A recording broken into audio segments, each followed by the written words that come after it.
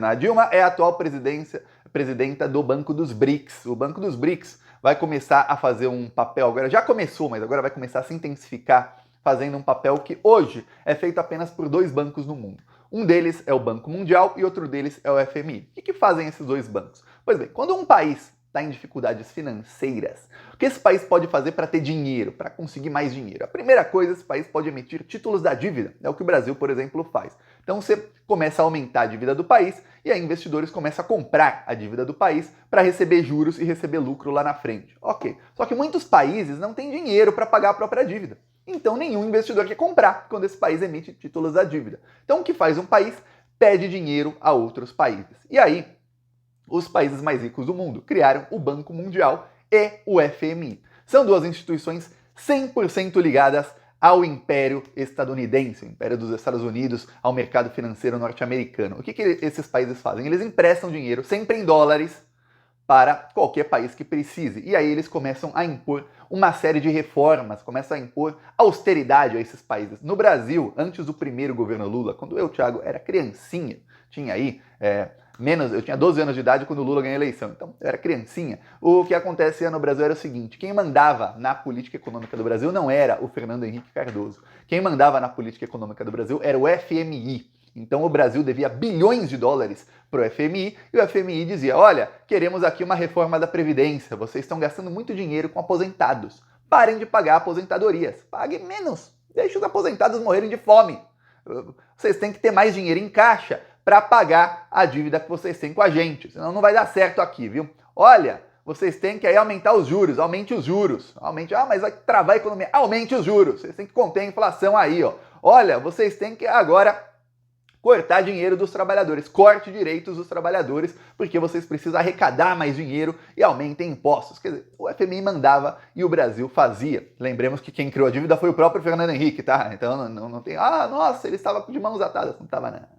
Não estava não. O Lula pagou a dívida e se tornou credor do FMI. Foi mais além, criou, junto com outros países, o BRICS. Tá, o Banco do BRICS agora vai fazer esse papel. Então, quando um país precisar de grana, o Banco do BRICS vai lá e fala: dinheiro. Só que hoje, o sistema monetário do mundo é todo em dólar. Você pode ver que quando você vê a dívida de um país, ou as reservas de um país, está sempre em dólar. Você vê, olha, o Brasil tem 350 bilhões de dólares em reservas cambiais, que são reservas para caso tenha uma emergência, o Brasil tem esse dinheiro. Por isso que o Brasil pode emitir títulos da dívida, por exemplo, porque tem 350 bilhões de dólares. Você vê que ninguém fala: nossa, o Brasil tem 1,5 trilhão de reais. Não, 350 bilhões de dólares. Você não vê: nossa, o Brasil tem 330 bilhões de euros. Nossa, o Brasil tem não sei quantos yuanes, tem quantos rublos. Não, é em dólar.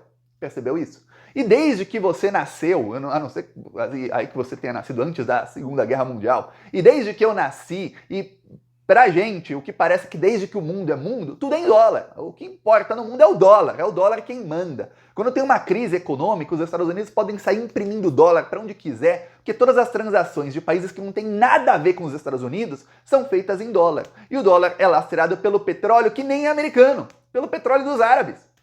O dólar é lastreado em petróleo, são os petrodólares. Então, desde os anos 70, o dólar, que já era a moeda dominante, passou a ser a moeda praticamente a única no mundo. E aí o que aconteceu? O Lula viu, lá atrás, 15 anos atrás, quando era presidente ainda, ele viu a necessidade de parar isso. Como é que os Estados Unidos conseguem fazer um embargo a Cuba e tornar Cuba um país onde você vai lá e os carros são dos anos 60? Tem uns carros novos, mas tem carros dos anos 60. Como é que eles conseguem? Porque Cuba não pode fazer negócio com nenhuma empresa em dólar. Cuba está fora do sistema mundial. Cuba não pode ter um banco lá. Cuba não pode ter um mercado financeiro lá. Cuba não pode comprar nada de empresa nenhuma que tenha mais de 10% de produtos americanos. E quando eu digo produtos americanos é o seguinte: pensa que nesse celular aqui, algumas pecinhas são americanas. Aí você fala: mas Thiago, dá para fazer tudo made in China, tudo feito na China? Não, porque Cuba não pode comprar nem o que tiver patente norte-americana. Então, se a pecinha é produzida na China, mas o parafusinho desse tamanho é uma patente americana, não pode esse celular entrar em Cuba. Veja como é difícil. Esses embargos, principalmente a parte financeira do embargo, só funcionam porque o mundo todo é em dólar. Quando tem crise, os Estados Unidos imprimem dólar, eles continuam ricos e os outros ficam mais pobres. É isso que eles fazem. Pois bem, é isso que a Dilma anuncia o seguinte: olha, o Banco dos BRICS planeja emprestar até o final desse ano, ou seja, até o começo de 2024, 10 a 15 bilhões de dólares. O Banco dos BRICS tem membros que são diferentes dos BRICS. Sabia disso? Entraram aí 6 membros nos BRICS. São Arábia Saudita, Emirados Árabes Unidos, Irã, Egito, Etiópia e Argentina.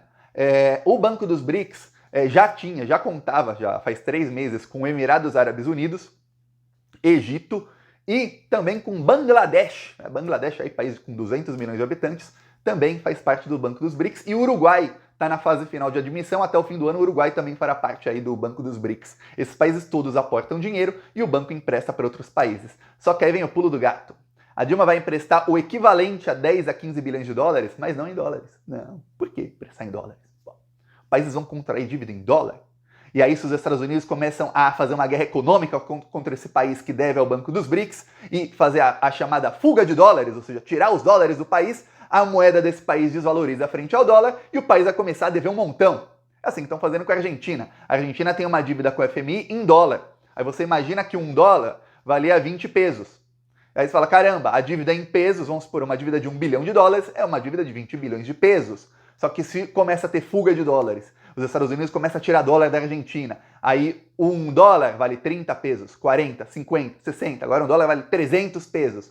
Aquela dívida de 1 bilhão de dólares, que era 20 bilhões de pesos, passa a ser de 300 bilhões de pesos. Só que a dívida não era de só 1 bilhão de dólares, a dívida da Argentina é bem maior, contraída pelo Macri, o ex-presidente lá. Então isso quebra um país, quebra completamente um país. E o FMI começa a falar, olha, você tem que começar a impor reformas. Entre o que o FMI começa a exigir para o país, também está o quê? Você tem que começar a emitir licenças ambientais para empresas americanas explorarem aqui a preço de banana as suas riquezas. Isso é a principal arma do FMI, é começar a abrir o país para empresas americanas saquear as riquezas desses países. Isso aconteceu no Brasil, acontece na Argentina, em toda a América Latina, na África, no mundo inteiro, onde eles colocam as mãos, ou eles impõe ali, via democracia, via imprensa corrupta, a democracia acaba votando num presidente corrupto, o presidente corrupto faz com que o país deva bilhões para o FMI, para esses bancos ligados aos Estados Unidos, e aí o país começa a entregar suas riquezas a empresas americanas. Aconteceu, o Fernando Henrique fez isso, o Temer não teve como fazer isso porque a Dilma deixou realmente